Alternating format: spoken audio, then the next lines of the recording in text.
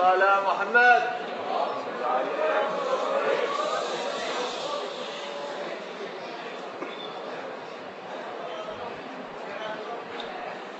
الحمد لله يتجلى في المجمع أثر دعوة سيدنا رسول الله سيدنا محمد بن عبد الله. Segala puji bagi Allah Subhanahu wa taala yang terbuka dan terbuka kemegahannya dan makin terlihat keagungan dan kewibawaannya dengan dakwah Sayyidina Rasulullah Muhammad bin Abdullah sallallahu alaihi wasallam. فهل وصل إلى أي قلب من هذه القلوب نور التوحيد إلا من دعوة هذا النبي؟ Bukankah tidak sampai satu pun kepada sanubari yang ada di sini cahaya iman terkecuali dari perjuangan Nabi Muhammad sallallahu alaihi wasallam. فبه شهدنا شهادة الحق شهادة أن لا إله إلا الله وأن سيدنا محمد عبده ورسوله. Yang dengan tuntunan beliaulah kita semua bersaksi bahwa tiada Tuhan selain Allah dan Nabi Muhammad sallallahu alaihi wasallam adalah utusannya. إن كنا ننعم بمثل هذا المجلس وما فيه من رحمات كبيرة فإنه ما وصل إلينا إلا بعد جهاد عظيم من سيدنا محمد. Dengan kenikmatan yang telah sampai kepada kita dan pada seluruh umat ini dari awal hingga akhirnya, sungguh ini semua kita nikmati dengan berkat lelah dan lelahnya perjuangan Nabi kita Muhammad sallallahu alaihi wasallam. نحن الآن علماء وحكام وأعيان وصغار وكبار وعامة من وظائف مختلفة من أعمال مختلفة أو من بلاد شتى اجتمعنا كلنا في هذا الجمع تحت ظل رحمة الرحمن جل جلاله نتبين واجباتنا ما وصل إلينا كل ذلكم إلا بعد أن هاجر نبينا.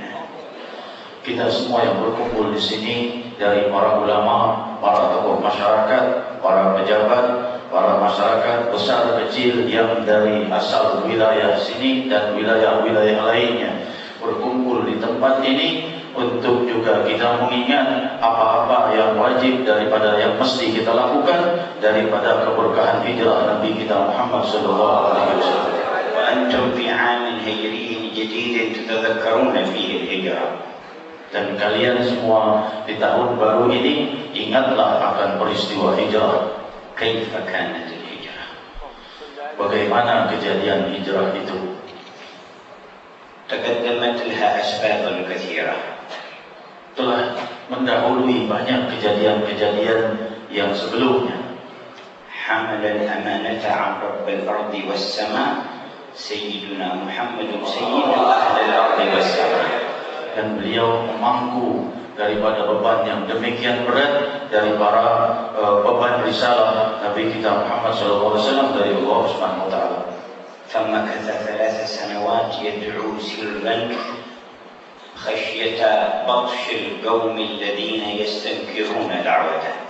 Dan beliau berdakwah selama 3 tahun dalam keadaan risau untuk selalu dikejar-kejar dan disiksa beliau dan pengikutnya demi menegakkan risalah ini. Rahmatan minhu bil ummah wa amalan bil hikmah. Rahmatan dan kasih sayang dari beliau dan juga hikmah bagi umat ini untuk banyak bersabar. Wa yaqulu ma 'aradtu ad-da'wata 'ala ahadin illa kana lahu fiha taraddud illa Abu Bakar. Dan di saat itu beliau berkata, tidaklah aku ajukan suatu dakwah dan seruan kalimat tauhid ini terkecuali berhadapan padanya orang-orang yang ragu, terkecuali Abu Bakar Siddiq radhiyallahu anhu. Hina haddathtuhu lam yataraddad bal madda yadahu syahidan syahadatal haqq. Ketika aku ajukan kepadanya seruan mulia ini, beliau tidak ragu-ragu langsung mengajukan tangannya untuk membayar beliau di dalam kalimat tauhid. ومن السر في ذلك أنه كان صديقا لنبينا قبل نزول الوحي. Dan dari rahasia kemuliaannya adalah karena beliau itu Abu Bakar Siddiq radhiyallahu anhu adalah sahabat beliau sallallahu alaihi wasallam sebelum kenabian. وإن كانت الصداقة تؤثر في عالم الناس على المستويات المختلفة إلى يومنا هذا، فما تظن بصداقة سيد أهل الأرض والسماء؟ Kalau seandainya kejujuran dan kesungguhan beliau ini bisa sampai dengan yang keberkahan kepada seluruh umat ini, maka bagaimana kesungguhan dan kejujuran Nabi Muhammad SAW? فقد سميت روح أبي بكر من خلال مجالسة هذا النبي نور الأخلاق ونور الصدق ونور التعظيم للخالق، حتى ما تردد ساعة أن أخبره بالنبوة قط. Ketika Allah Subhanahu wa taala menerangi jiwanya dan menuangi jiwanya dengan cahaya kemuliaan iman dan cahaya akhlak, sehingga ia tidak ragu-ragu menerima risalah ini.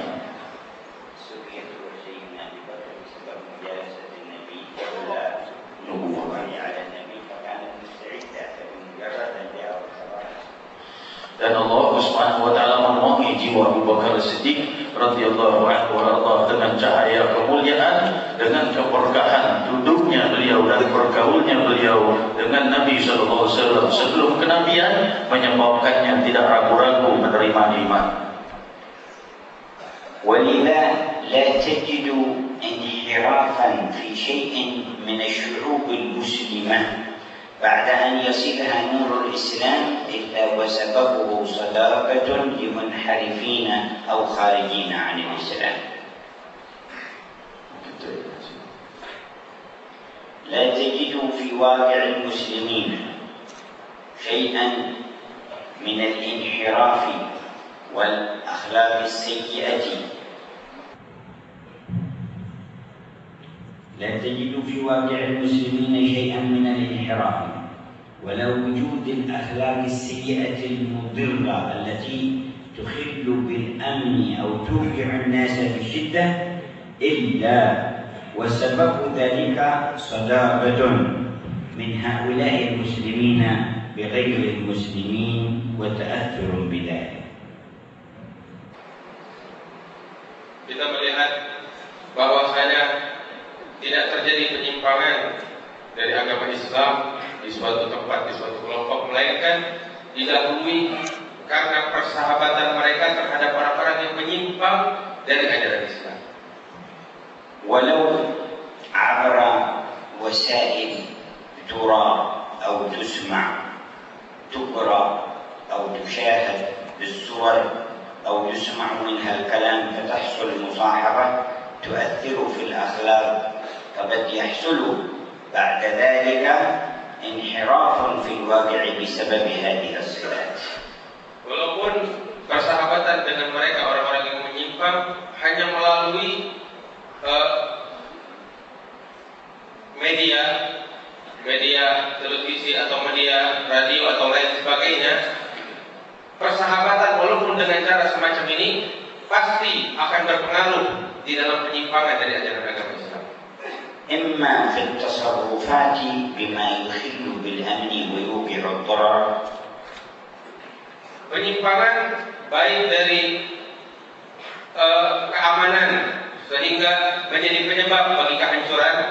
وإما في الأفكار المنحرفة التي يترتب عليها تصرف سيء أيضا. Ataupun penyimpangan dari segi pola berpikir yang menjadi penyebab kelakuan yang menyimpang dari agama Allah. فمثل شعب إندونيسيا الكثير من حين أن دخله نور الإسلام والإيمان ونور شهادة لا إله إلا الله وأن محمد رسول الله، وجد أرضا خصبة لبذر الإسلام وهي قلوبه، وجد أرضا خصبة لزرع أخلاق الإسلام، فاشتهروا من بعد دخول الإسلام بحسن الأخلاق. Sebagaimana negeri yang kita cintai ini, negeri Indonesia, yang begitu banyak penduduknya, dari sejak pertama kali masuk agama Islam ke negeri Indonesia ini, didapati negeri Indonesia ini bagaikan tanah yang subur, yaitu hati para penduduknya yang siap menerima agama Islam, yang siap menerima cahaya Islam, sehingga tumbuhlah dari mereka akhlak yang mulia yang bersumber dari agama